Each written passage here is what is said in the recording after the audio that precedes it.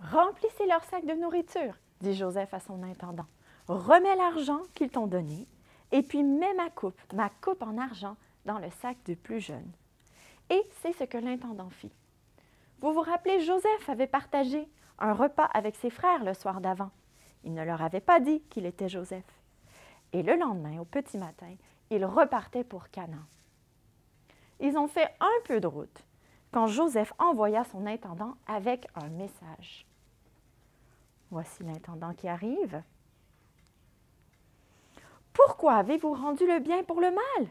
N'avez-vous pas la coupe de mon Seigneur? » Et mal. Pourquoi est-ce que le Seigneur nous parle ainsi? Bien sûr qu'on n'a pas volé la coupe. On a même rendu l'argent qu'on a trouvé dans nos sacs la dernière fois. Mais que celui qui a la coupe dans son sac, ben qu'il meure et que les autres deviennent ses esclaves. Ah non, dit l'intendant, que celui qui a la coupe deviendra notre esclave. Les autres seront libres. Et puis l'intendant fouilla tous les sacs, de l'aîné jusqu'au plus jeune. Et c'est dans le sac de Benjamin que fut trouvée la coupe de Joseph. Ah non! Les frères déchirèrent leurs vêtements. Puis ils retournèrent vers la ville et retournèrent devant la présence de Joseph, se prosternèrent devant lui.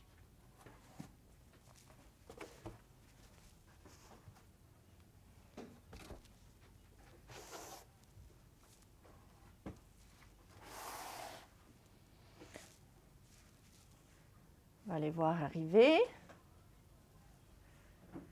Comment est-ce que ça pouvait être possible que Benjamin avait pris la coupe de Joseph?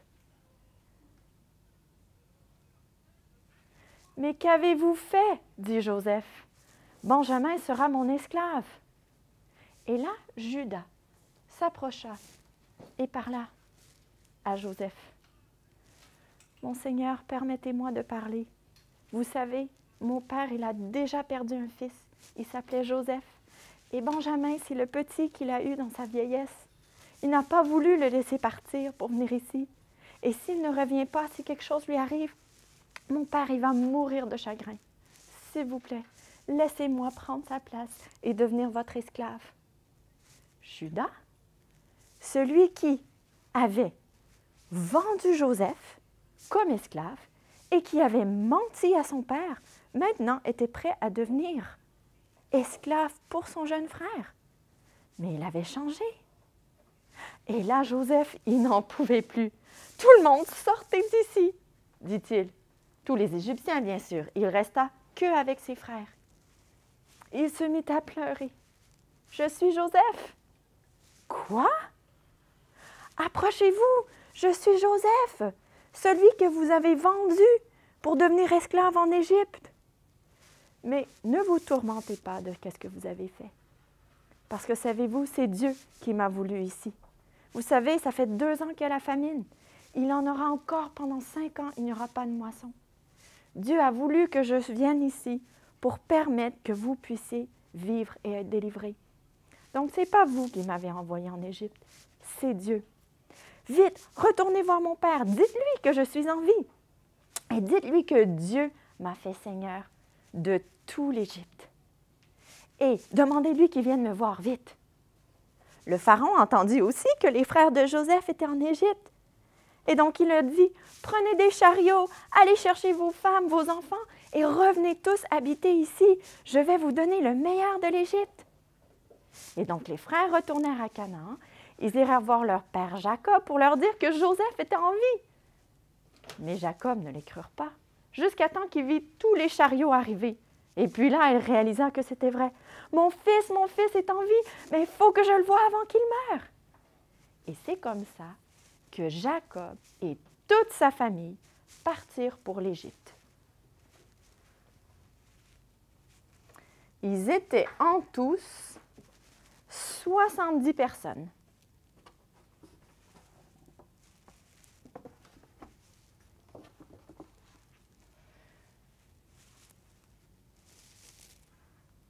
On va les voir ici repartir.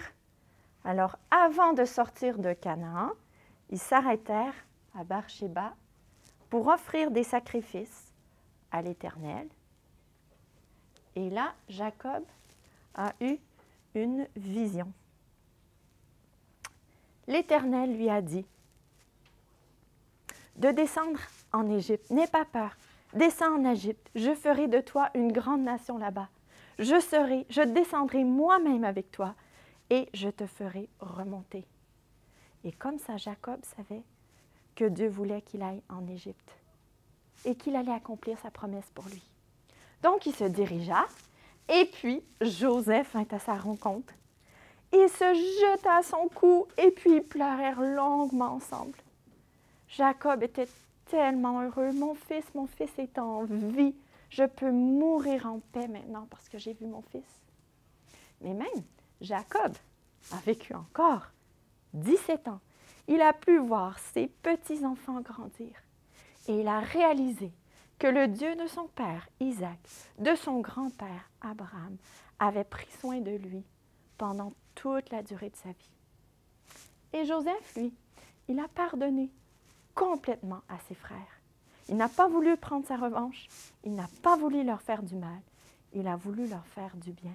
Et il a réalisé que c'est Dieu qui avait permis cela, qui avait permis qu'il puisse aller en Égypte pour sauver sa famille.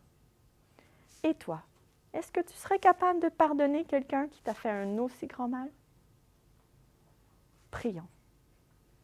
Seigneur Dieu, on veut te remercier pour la capacité que tu as donnée à Joseph de pouvoir pardonner ses frères.